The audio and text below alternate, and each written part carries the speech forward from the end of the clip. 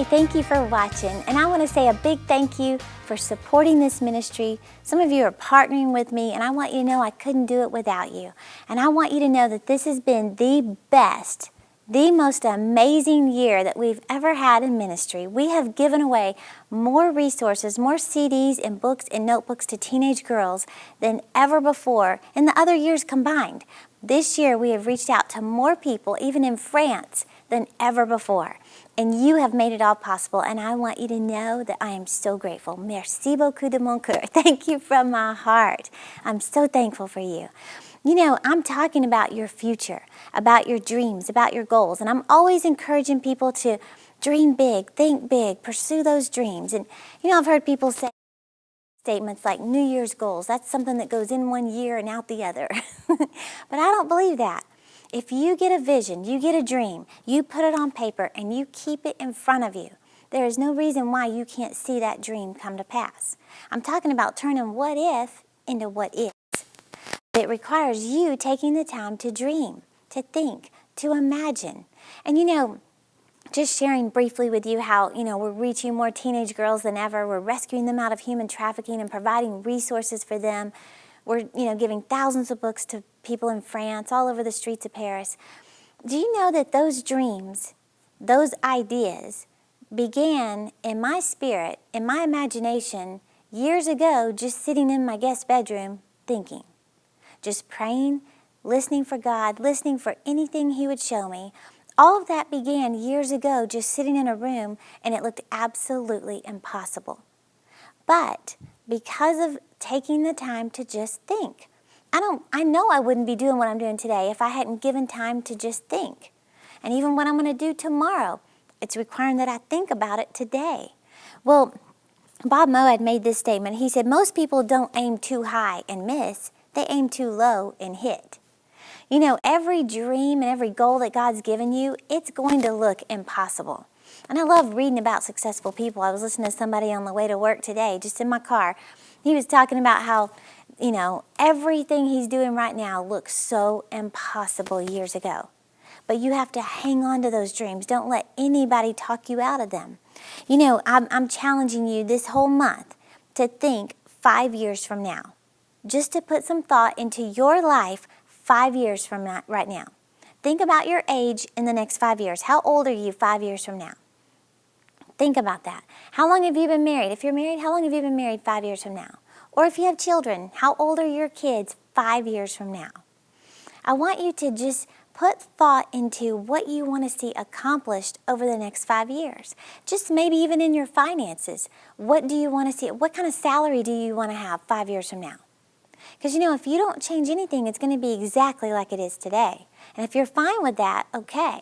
But, they say there's no neutral with God. We're either going forward or we're going in reverse. God wants us to constantly be growing, be stretching, be changing, doing a little more for Him.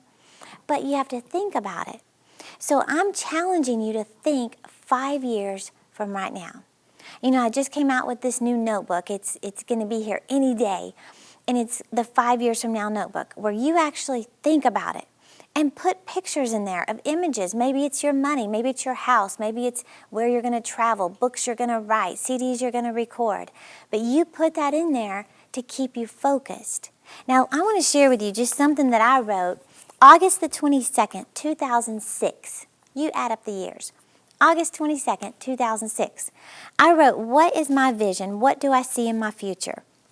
And I wrote this just sitting in my room at home with nobody around. I said, sometimes it seems embarrassing to dream or to admit what you see in your heart, but I know there's power in writing your vision and making it plain on paper. So here goes the best I see. Number 1, a TV broadcast. I see myself preaching on my dad's TV show the entire broadcast. Then I wrote underneath, I don't know how that would ever happen, but for some reason I see myself teaching the entire broadcast for like a month. I said, I have no idea. I really don't. I've never yearned for the spotlight. I can't explain it. I just see it. Number 2, books, worldwide book distribution. I said, it's humbling to write this kind of stuff because I don't want to appear that I'm trying to be famous. That's not it at all. I'm just trying to be as honest as possible about what I see in my future. If I obey God and stay disciplined to stay focused on His plan for my life.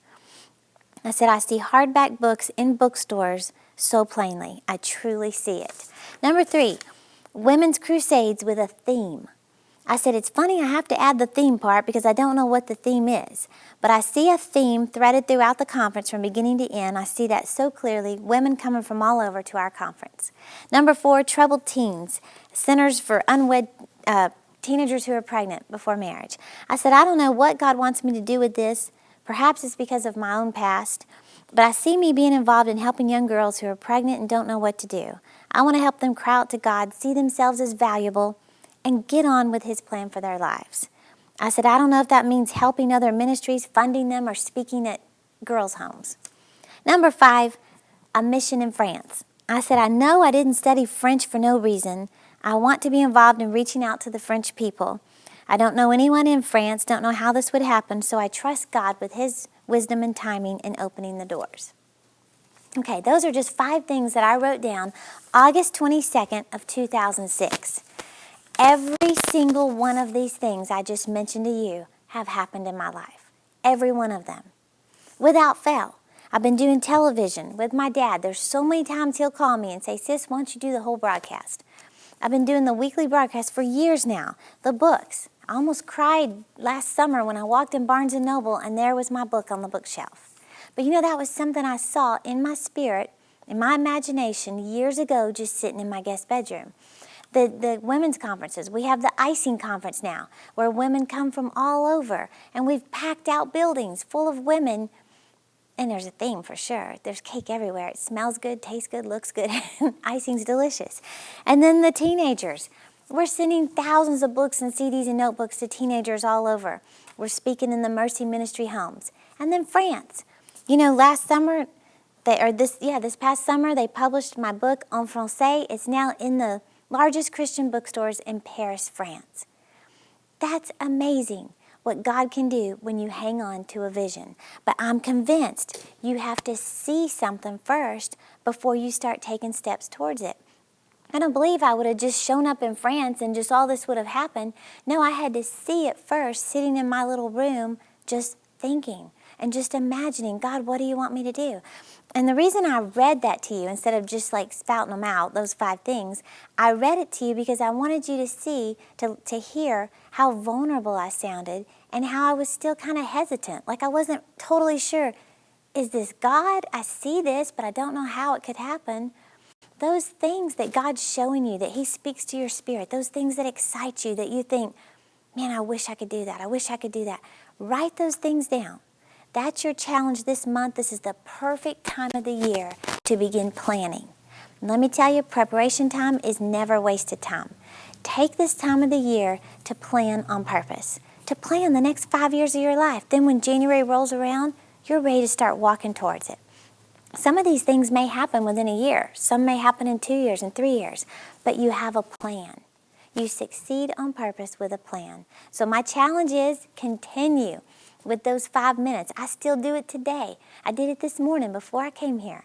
5 minutes to think 5 years ahead. I'm telling you, you can turn what if into what is. Thank you for watching, and I'll see you next week.